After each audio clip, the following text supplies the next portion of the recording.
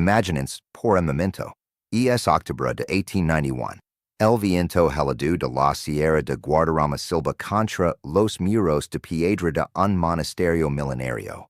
En algún lugar del corazón de Castilla.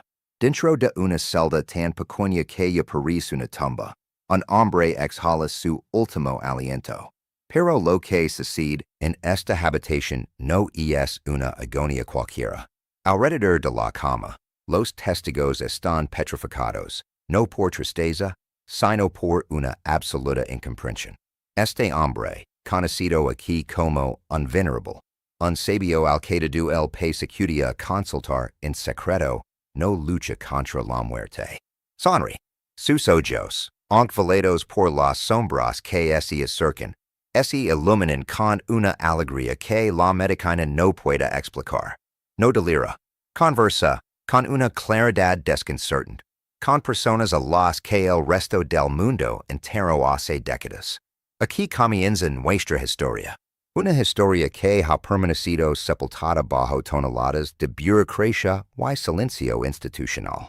Probablemente creciste con la idea de que la muerte es un muro negro, la extinción total, un vacío aterrador que conviene ignorar hasta el último momento. Te incineran a temer la oscuridad que sigue al último latido. Pero, YSITE demostrará, con pruebas documentales, que todo esto es una mentira colosal. YSI los archivos ocultos de la España mística, rescatados en el último minuto de las lamas de la guerra y la feroz censura de los racionalistas, confieren la prueba de que la muerte, tal como la entiendes, simplemente no existe. Lo que estoy a punto de revelaros no es una teoría filosófica un sermón religioso. Es una investigación minuciosa de hechos documentados, nombres, fechas y testimonios de oficiales del ejército, académicos y escépticos que, junto a estos sabios españoles, presentan como la realidad se desmoronaba. Profundizaremos en archivos que han sido deliberadamente omitidos. Porque se eliminarán ciertas frases de las biografías oficiales de estos místicos. Porque se consideró necesario ocultar al pueblo español las últimas palabras de estos moribundos que afirmaban ver una puerta donde nosotros solo vimos una pared. Quizás sientes ese ligero vértigo, ese miedo visceral en lo más profundo de tu ser cuando apagas la luz por la noche. Y esa sensación de que todo se detiene ahí. Te pido que me acompañes durante los próximos minutos.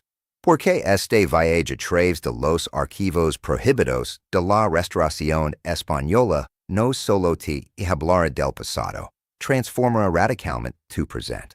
Estos hombres de silencio, estos ermitaños de las montañas castellanas, habían descubierto una estrategia para ver lo invisible. Un protocolo de transición que la ciencia moderna apenas ahora comienza a redescubrir con asombro.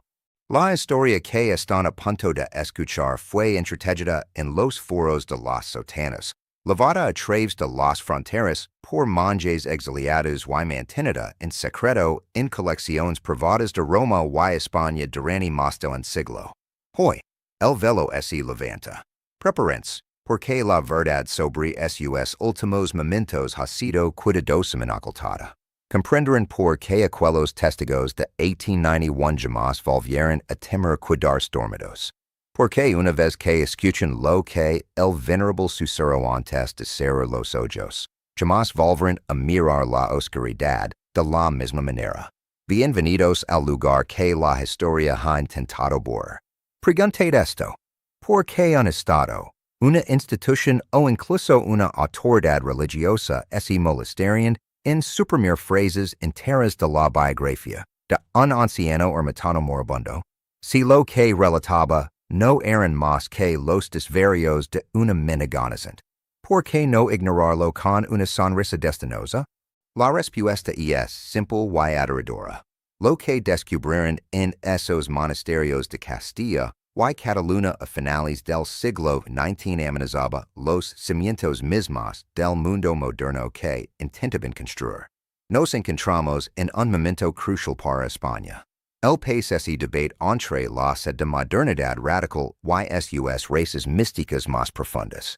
Por un lado, el racionalismo triunfante pretende sopesarlo todo, medirlo todo y negar todo aquello que no pueda explicarse con un bisturi.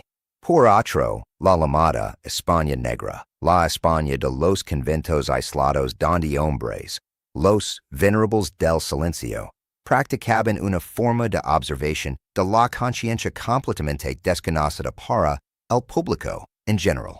Estos hombres no eran ignorantes. Entre quienes dejaron constancia de sus palabras así, encontraban antiguos oficiales del ejército español, médicos que habían abandonado sus carreras y eruditos que habían comprendido que la ciencia de la época no daba en el clavo. El miolo del conflicto reside en los manuscritos conocidos como las crónicas de la transición. Estos textos no estaban destinados a la publicación. Eran diarios de a bordo, lavados por monjes enfermeros que atendían a los ancianos en sus últimos momentos. Registraban absolutamente todo, latidos del corazón, temperatura, pero sobre todo, las palabras pronunciadas. Viaje fue donde surgió la inquietud de las autoridades. Pues estos relatos no hablaban del paraíso, en ida imaginario religiosa tradicional. Describían un preciso técnico, casi biológico.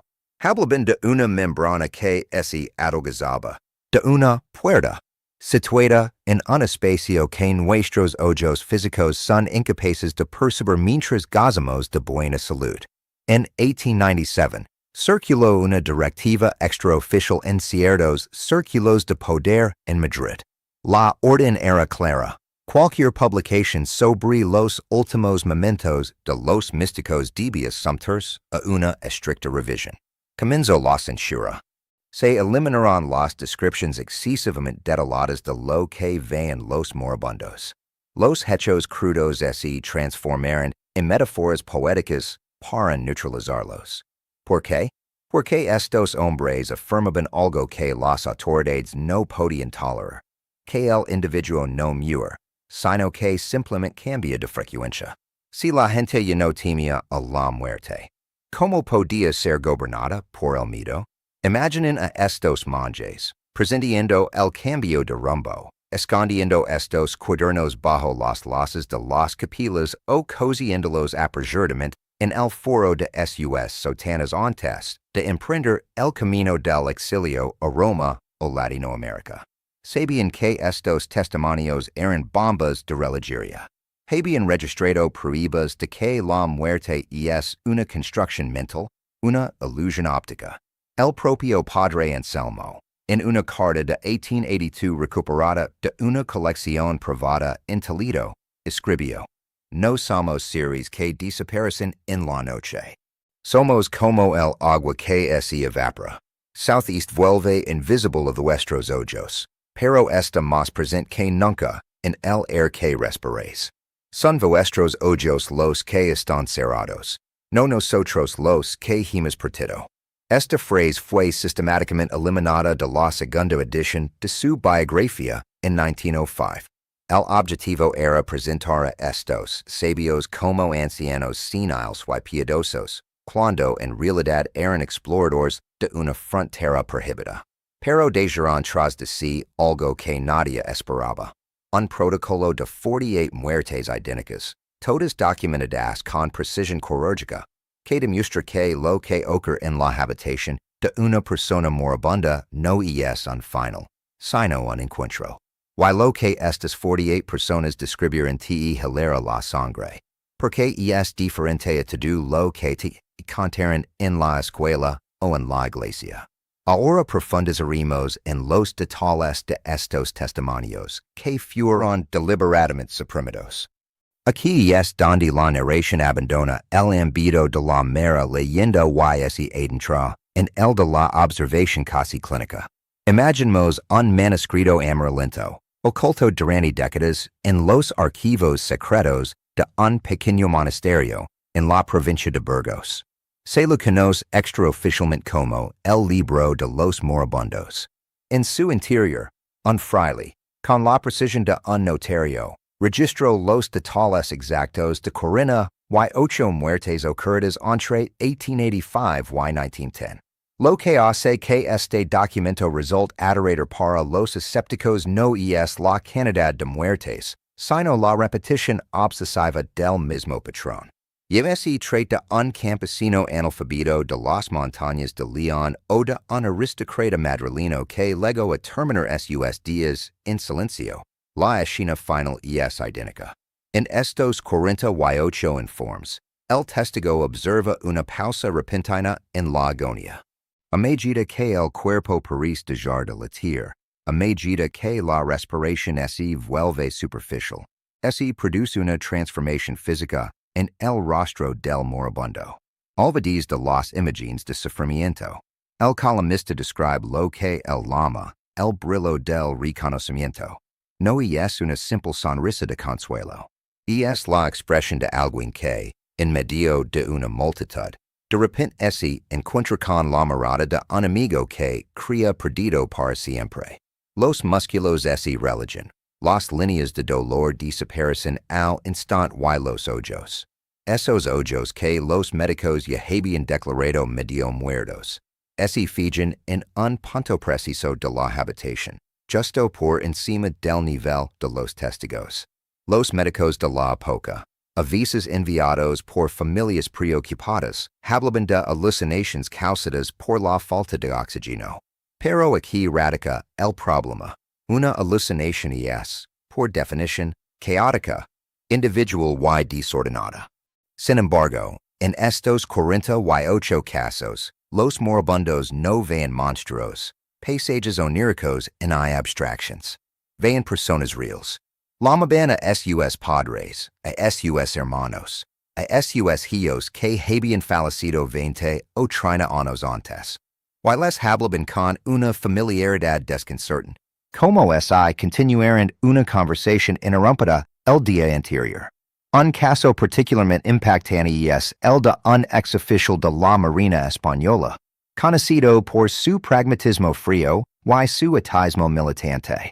En su lecho de muerte, ante tres testigos, entre ellos un médico escéptico, se incorporó con una fuerza sobrehumana.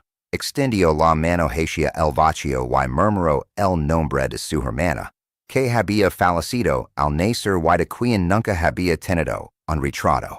Su rostro, habitualmente severo, se iluminó con una ternura absoluta antes de desvanecerse con esa sonrisa fija.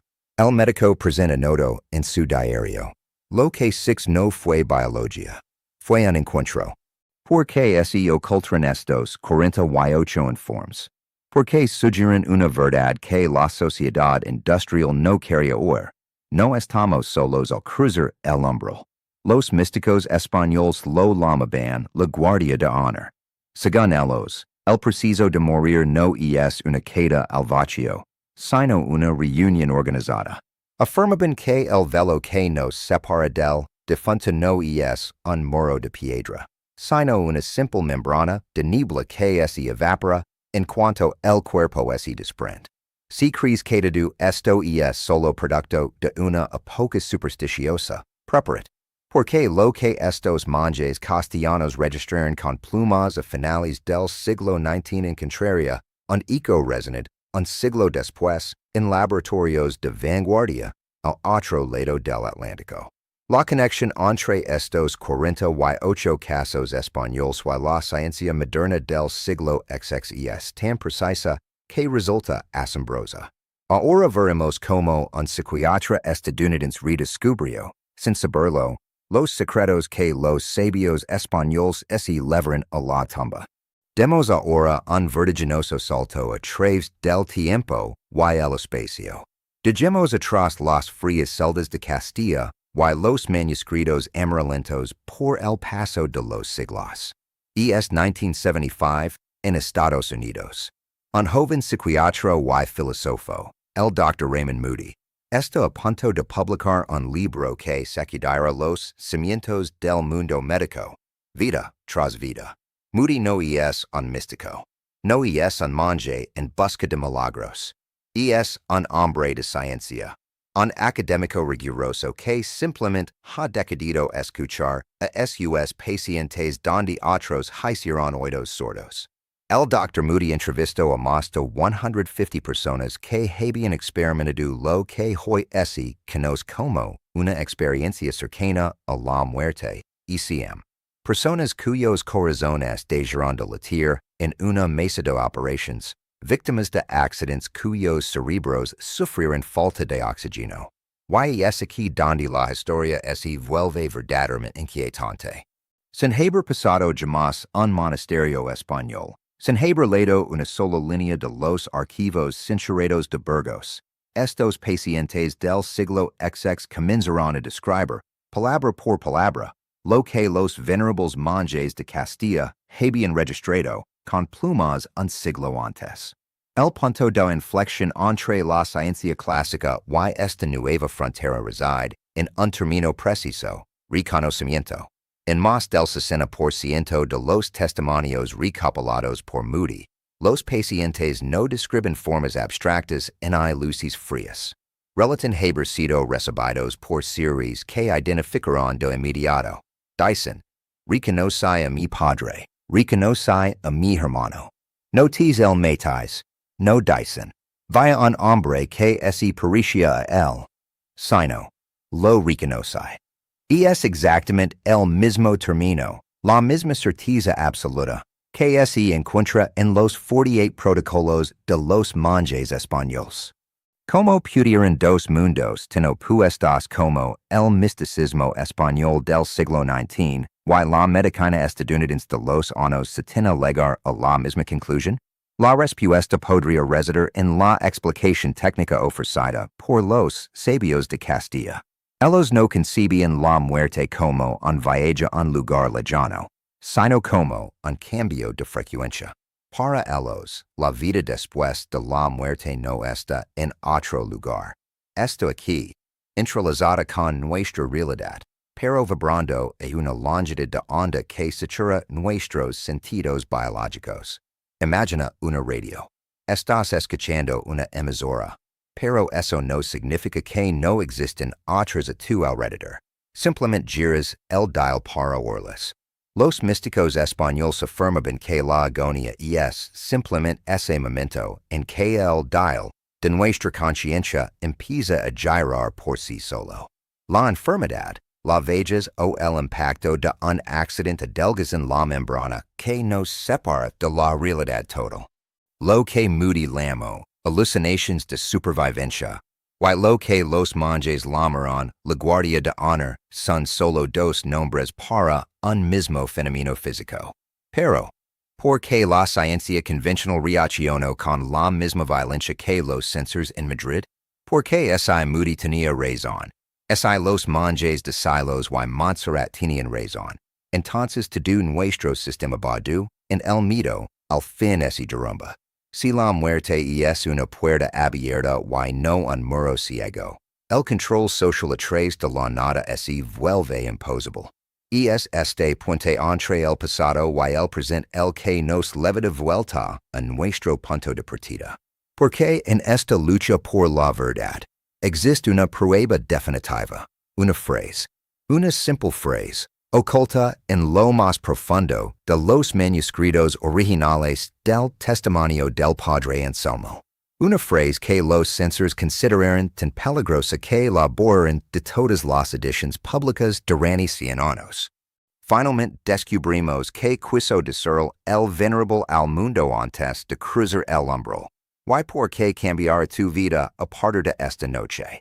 Aquí estamos, en el corazón del santuario, donde las sombras de Castilla se encuentran con la luz de la ciencia moderna. Recordemos esta celda en 1891. El Padre Anselmo estuvo segundos de cruzar lo que él llama la puerta. A su alrededor, el silencio es tan denso que casi se puede or vibrar. Su discípulo, el hermano enfermero cuyos escritos hemos seguido, sostiene su pluma, con la mano temblorosa. Present que lo que escribe no pertenece a este mundo. En la biografía oficial publicada en 1900, una versión edulcorada aprobada por las autoridades de la época, La historia termina abruptamente. Afirma que el anciano cerró los ojos en la paz del Señor.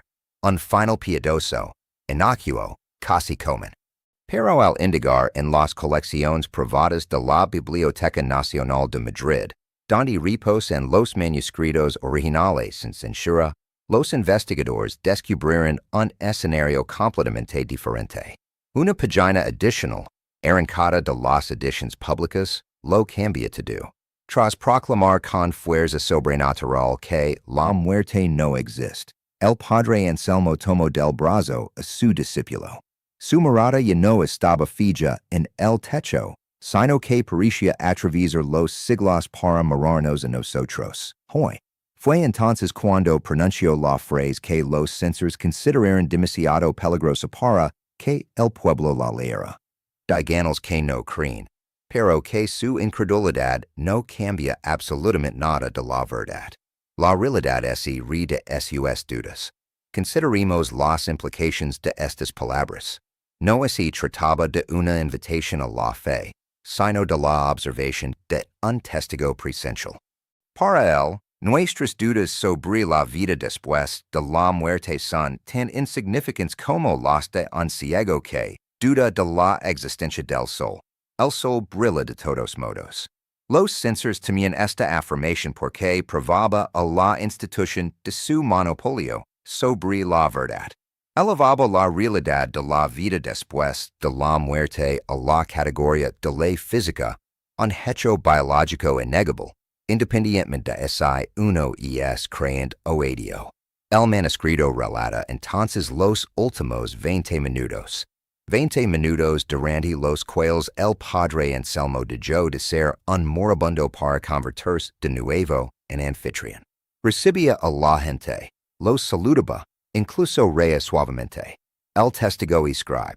No sabía con quién hablaba, pero por la expresión de su rostro era evidente que ya no estaba solo en aquella habitación. Ya estaba allí, aunque seguía presente.